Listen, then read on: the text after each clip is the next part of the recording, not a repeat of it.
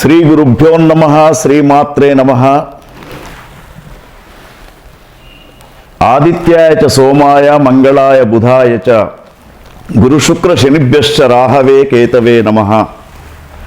విశ్వావసు నామ సంవత్సర ఉగాది శుభాకాంక్షలతో ఈ సంవత్సరం ఒక్కొక్క రాశి వారికి ఏ విధంగా ఉండబోతూ ఉంది, ఆ రాశి ఫలితాల గురించి మనం తెలుసుకుందాం. మొట్టమొదలు మేషరాశి.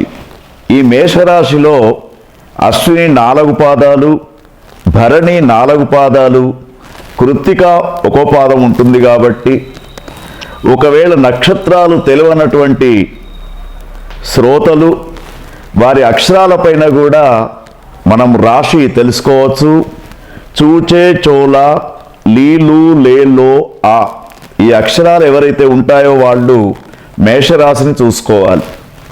మరి మేషరాశి విశ్వావసునామ సంవత్సరంలో గమనించినప్పుడు వీరికి ఆదాయము 2 ఉంటే వ్యయము 14 ఉంది.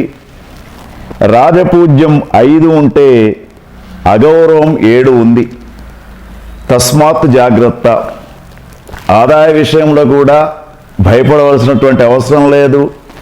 శుభకార్యాలకు ఎక్కువ ఖర్చు చేస్తారు కాబట్టి అనవసరమైనటువంటి ఖర్చులు చేయరు కాబట్టి ఆదాయం గురించి భయపడకూడదు. తర్వాత సంఘంలో 5 మీరు మీ ద్వారా అంటే మిమ్మల్ని మెచ్చుకుంటే 7 విమర్శిస్తూ ఉంటారు. కాబట్టి మాటలు మాట్లాడేటప్పుడు చాలా జాగ్రత్తగా మేషరాశి వారు ఈ విశ్వావసునామ సంవత్సరంలో ఉండాలి. తర్వాత గురువు స్థానాన్ని గమనించినప్పుడు మనకు ముఖ్యంగా ఒక రాశిలో గురువు, శని, రాహు, కేతువులు వీటి ఆధారంగానే మనకి సంవత్సరం యొక్క ఫలితం అనేది కనబడుతూ ఉంది. గురు స్థానము మే 13 దాకా 2వ స్థానంలో ఉంది. తర్వాత 14 మే నుండి మళ్ళా 3వ స్థానానికి వెళ్తూ ఉంది. తర్వాత 19 అక్టోబర్ నుండి డిసెంబర్ 4 వరకు 4వ స్థానానికి వెళ్తూ ఉంది. కాబట్టి ఇక్కడ కొంత గురుస్థానాన్ని గమనించినప్పుడు మే 13 దాకా దాదాపు అన్ని పనులలో విజయాలను పొందుతూ ఉంటారు. ఎక్కడ కూడా కొత్త వ్యాపారం ప్రారంభించినా లేదా విద్యార్థులకు విదేశీ అవకాశాలు కానివ్వండి, విద్యా అవకాశాలు కానివ్వండి మెండుగా కనబడుతూ ఉన్నాయి.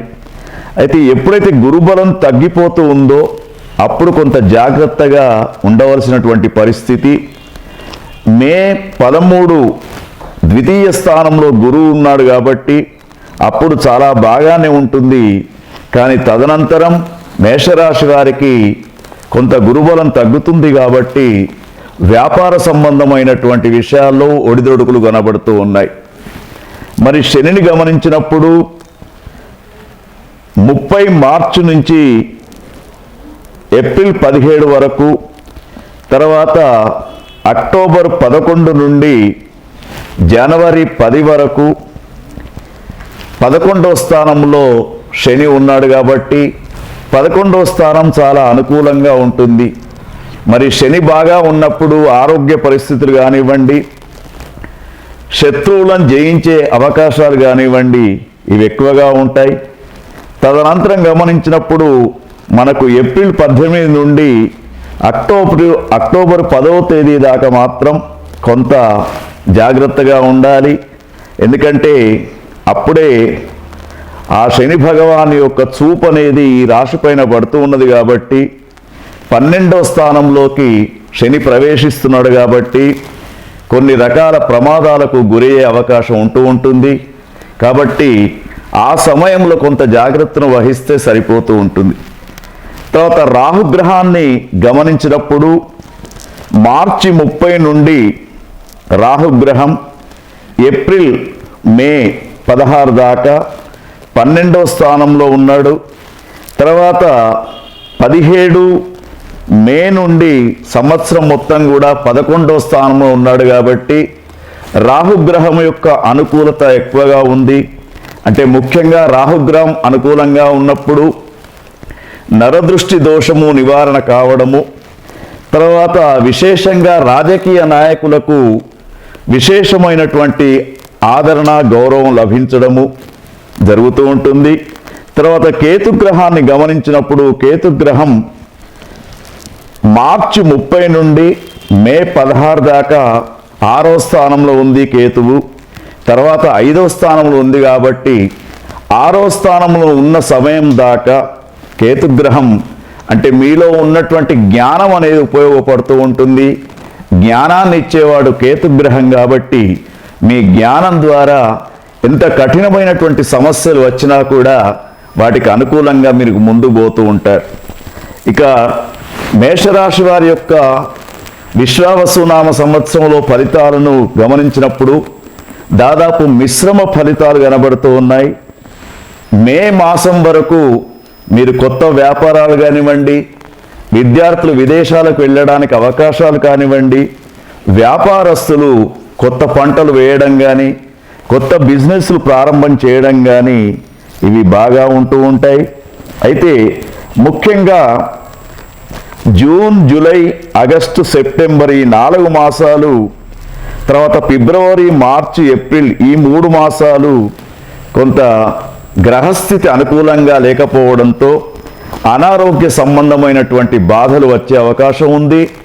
మూత్ర సంబంధమైనటువంటి వ్యాధులు మేషరాశి వారికి ఈ సంవత్సరం కొంత కనిపిస్తూ ఉన్నాయి.